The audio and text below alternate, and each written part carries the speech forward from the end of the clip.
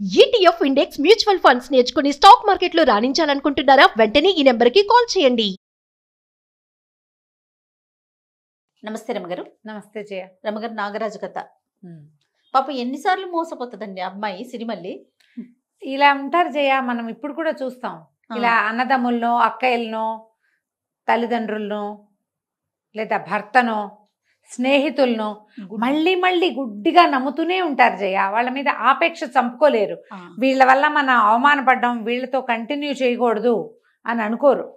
ఏదో అంటే relation continue చేద్దాం కానీ ఇంకా వీళ్ళతో ఏ వ్యవహారం పెట్టుకోకూడదు, జాగ్రత్త పడలేరు జయ. అసలు ఇంకా క్లోజ్ రిలేషన్స్లో అస్సలు ఉండరు. ఎవరో అట్లా వదిలిపెట్టగలిగే వాళ్ళు. సాధారణంగా మోసపోయిన చోటే మళ్ళీ మళ్ళీ మోసపోతూ ఉంటారు. మనుషుల లక్షణం అదేలేండి. ఈ నీళ్ళల్లో పడిపోయింది, వాళ్ళకి దొరికింది. ఏం చేసేది? ఆ పడిపోయిన రోజు నుంచి ఆ రోజు వెళ్ళిపోయిందా, రోజులు లెక్క పెట్టుకోవటం మొదలుపెట్టింది ఈ అమ్మాయి. భర్త వెళ్ళాక ఒక 15 రోజులో ఎంతకో 10 రోజులో గడిచింది తను ఉయ్యాలు ఊగటానికి. 9-10 రోజులు గడిచింది. ఉయ్యాల్లో పడి మరుసటి రోజు వచ్చేసింది. ఉయ్యాల్లో నుంచి నదిలో పడింది. అప్పటికి ఒక 11-12 రోజులు గడిచినాయా. రోజు ఏం చేసేది? తను ఉండటానికి వాళ్ళు ఏర్పాటు చేసిన ఒక గుడిసెలో ఒక దీన్ని పెట్టి, రాయి పెట్టి గోడ మీద గీతలు గీసుకునేది.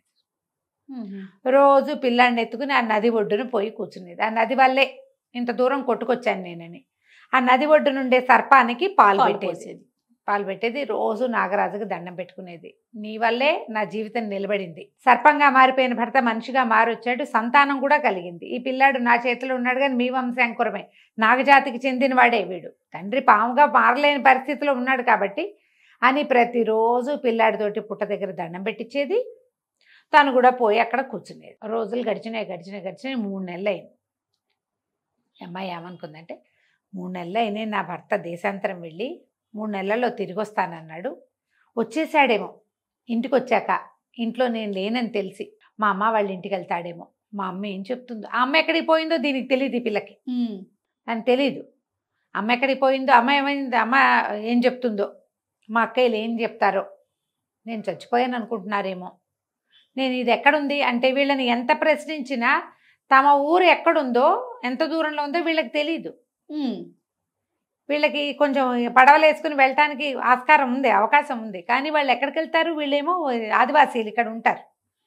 చెట్టు పుట్టాక ఏవో అవి తేనె గీనె సేకరించుకుని దుంపలు తవ్వుకుని తిని అక్కడుండే కాయలు కాల్చుకుని తింటాం తప్పిస్తే అంతకంటే వాళ్ళకేం తెలియదు. జంతువులను వేటాడతారు అడవిల్లో. చుట్టూతా ఏవో అడవులు అవి ఉన్నాయి. దుఃఖంగా ఉండేది. అమ్మాయికి ఏం చేయాలో తెలిసేది కాదు. రోజు పోయి నది ఒడ్డునే కూర్చునేది. 3 నెలలు అయింది. తిరిగి వచ్చిన భర్త ఏం చేస్తున్నాడో, నా కోసం బెంగ పెట్టుకుంటున్నాడేమో, పిల్లాడిని గురించి ఆలోచిస్తున్నాడేమో అని ఇట్లా ఆలోచించుకుంటూ పరిపరి విధాలుగా దేవుడికి దండం పెట్టి ఏడ్చుకుంటూ కూర్చునేది. సరే, ఒకరోజు ఏమైంది, ఈ 3 నెలలు గడిచిన తర్వాత ఆ అమ్మాయి నది ఒడ్డును కూర్చుంటే దూరంగా ఏదో పడవాగినట్టు కొంతమంది మనుషులు తమ వైపు వస్తున్నట్టు కనపడింది. ఓహో.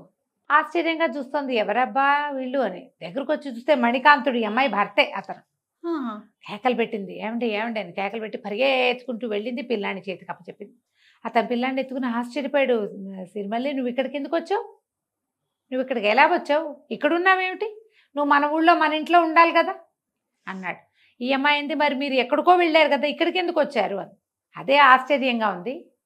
మేము ఇక్కడికి రావటమే ఆశ్చర్యం, నువ్వు ఇక్కడికి రావటం మరీ ఆశ్చర్యం అని. ఏం జరిగిందో చెప్పు అన్నాడు. అప్పుడు మీ ఆజ్ఞ మీరాను, అందుకే నా కర్మ ఇట్లా గాలింది.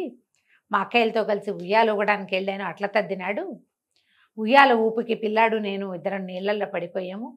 ఎంత దూరమో కొట్టుకొచ్చాను. వీపంతా చేతులంతా గాయాలున్నాయి అమ్మాయికి. నీళ్ళల్లో కొట్టుకొస్తే దెబ్బలు తగులుతాయి కదా. ఇక్కడికి చేరాను. ఇక్కడ 2 బోయపల్లెలు ఉన్నాయి, వాళ్ళే నన్ను పిల్లాడిని పెంచుతున్నారు అని చెప్పి, నువ్వు ఇక్కడికి ఎలా వచ్చావు అని భర్తను అడిగింది. అడిగితే, మేము సముద్రంలో ప్రయాణం చేసి వస్తున్నాము. మధ్యలో ఒక చోట సుడిగుండంలో చిక్కుకుపోయింది నిన్న. ఈ నదికి ఆ సముద్రంలోకి కలవటానికి కొన్ని చోట్ల నదీ సంగమం జరుగుతుంది. ఈ సుడిలో నుంచి ఈ నది సంగమంలోకి వచ్చేసాము. పడవతో సహా ఇక్కడికి వచ్చేసాం. ఇక్కడికి ఎందుకు వచ్చామో నాకు తెలియట్లేదంటే ఈ అమ్మాయి పెద్ద అన్నాలు పెట్టింది. నాగరాజు దయ వల్ల వచ్చావు. ఇక్కడికి చేరిన రోజు నుంచి ఒక సర్పానికి పాలు పెడుతున్నాను. ఆ సర్పం ఆ పాలు స్వీకరిస్తోంది కూడా. రోజు నాగరాజుకే దండం పెట్టుకుంటున్నా. నేను అడగటం వల్లే నిన్ను ఈ స్వరూపంలో ఇచ్చాడు. ఎలాగోలాగా నా భర్త నా దగ్గరికి చేర్చు అని చెప్పి ప్రతిరోజు ప్రార్థిస్తున్నానంటే ఇది నాగరాజు దయ వల్లే ఇది జరిగింది. పాములు నీళ్ళల్లో తిరుగుతూ ఉంటాయి, సముద్రంలోనూ ఉంటాయి, ఇక్కడ కూడా నదుల్లోనూ ఉంటాయి. ఏ పామో అతన్ని ఈ దారి మళ్ళించేసింది అన్నమాట. ఇంతలో ఈ పడవ సంరంభము, మనుషులు రావటము, ఈ అమ్మాయి గోలగోలుగా మాట్లాడుతూ ఏడుస్తూ ఉండటము, ఒకళ్ళు ఇద్దరు చూసి ఆ పెద్ద లకుముకిని చెకుముకిని పిలిచారు. రెండు పక్కల నుంచి జనాలు చేరారు. చేరి చూసేశారు కల్లా ఆశ్చర్యపోయారు. ఎవరెవరో వస్తున్నారని ఆయుధాలు తెచ్చుకున్నారు. ఈ పడవలో నుంచి దిగిన వాళ్ళు కూడా ఇక్కడ ఎవరో గుంపు ఉన్నారు, వీళ్ళు మన మీద పడి పడవల మీద పడితే పడవల్లో బోల్డ్ సంపద ఉంది, వాళ్ళు కూడా గబగబా పరిగెత్తుకుంటూ పోయి ఆయుధాలు తెచ్చుకున్నారు. అందరి చేతిలోనూ ఆయుధాలు ఉన్నాయి. మణికాంతుడు ఈ నాగకుమారుడి చేతిలో కూడా ఒక ఆయుధం ఉంది. ఈ అమ్మాయి మధ్యలో పరిగెత్తుకెళ్ళి వాళ్ళ లకుముక్కి చెకుముక్కి చెప్పింది, అన్న మీరు నన్ను రక్షించారు, ఇగో ఇతనే నా భర్త, నా పిల్లవాడి తండ్రి, నా కోసమే ఇక్కడికి వచ్చాడు, వాళ్ళు యుద్ధం చేయటానికి రాలేదు అని వాళ్ళని బతిమలాడి భర్తకు చెప్పింది.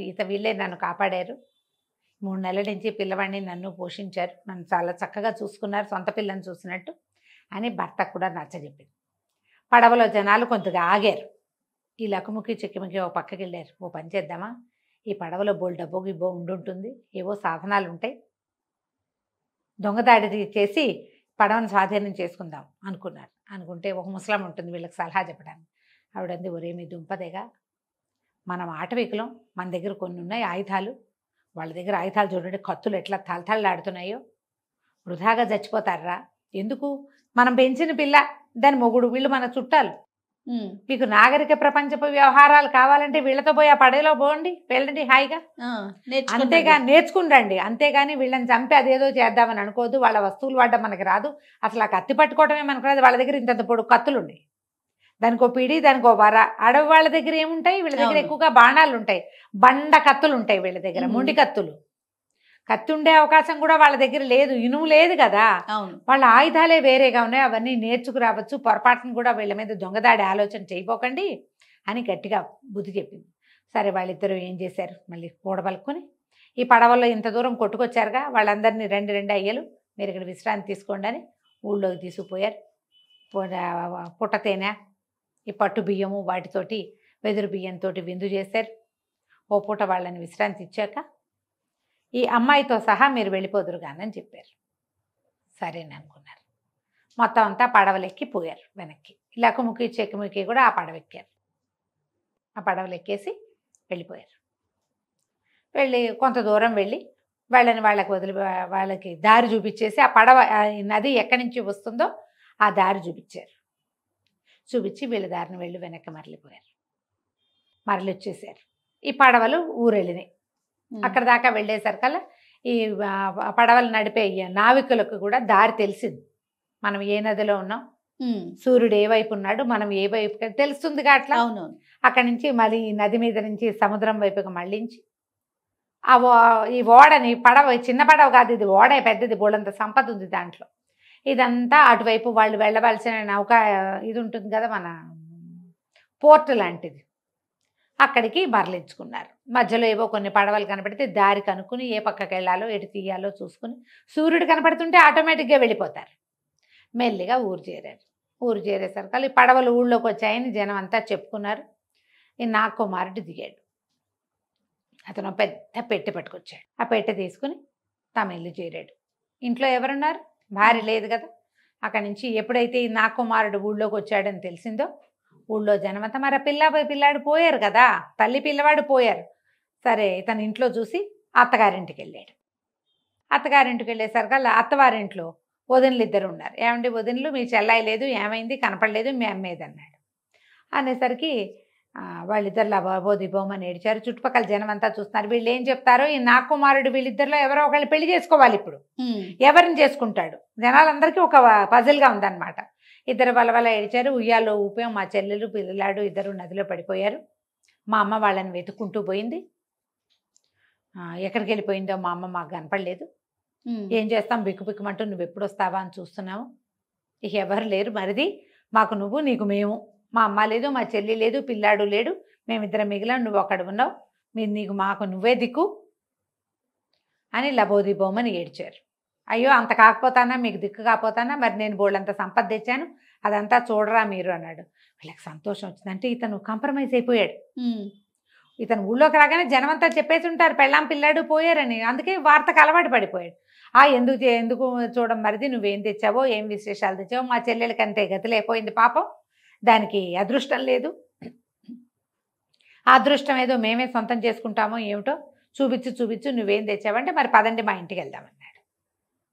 పదండి వెళ్దామనగానే ఈ జనం అంతా ఓహో అక్కడికి వెళ్ళి వీడేదో విత్తలు విడూరాలు చూపిస్తాడు, ఈ ఆడపిల్లలిద్దరిని చేసుకుంటాడేమో వదినలిద్దరిని వీడు అని చెప్పి ఆయన వెనకాల పోయారు. మొత్తం ఊళ్ళో గుంపంతా పోయారు వాళ్ళ ఇంటికి, నా కుమారుడి ఇంటికి, సిరిమల్లి వాళ్ళ ఇంటికి. అతను ఒక పెద్ద పెట్టె తెచ్చాడు. పెట్టె నిండా వజ్రాలు వైడూర్యాలు ఎన్ని ముండుంటాయో, ఎన్ని సామాలు తెచ్చుంటాడో, ఎన్ని వింతలు విడూరాలు తెచ్చుంటాడు. అసలు వీడు పాముగా ఉన్నప్పుడే చాలా తెచ్చాడు. అదే మనిషిగా అయ్యాక ఓహో ఊర్లో వాళ్ళంతా విశేషంగా చెప్పుకున్నారు, చూద్దామని తండోపతండాలుగా ఊరి జనమంతా నా కుమారుడి ఇంట్లోకి పోయారు. మన నట్టింట్లో పెట్టుంది పెట్టె, తీయండి వదినలు ఏముందో చూద్దురు కానీ నా సంపద అంతా మీరు అన్నాడు. ఆ పెట్టి ఓపెన్ చేస్తే ఉంది, చిరునవ్వులు చిందిస్తూ సిరిమల్లి లోపల కొడుకుని పెట్టుకుని కూర్చున్నది. అని నిర్ఘాంతపోయారు అక్కయ్యలు ఇద్దరు. నిర్ఘాంతపోయేసరికి లేచి నిలబడింది. అంతంత ఊపులు వద్దే అని బతిమలాడినా విన్నారా? పిల్లడితో సహా నీళ్ళల్లో పడదోసారి పాపిష్టి మొహాలు మీరు అని. అప్పటిదాకా ఊళ్ళో వాళ్ళందరికీ అదేదో పట్టుజారి పడిపోయిందని అనుకుంటున్నారు కానీ చంటి పిల్లాడిని ఎత్తుకుని ఉన్నదాన్ని వీళ్ళు వెర్రి ఊపులు ఊపి నదిలో పడేసేలా చేశారని వాళ్ళకి తెలియలా.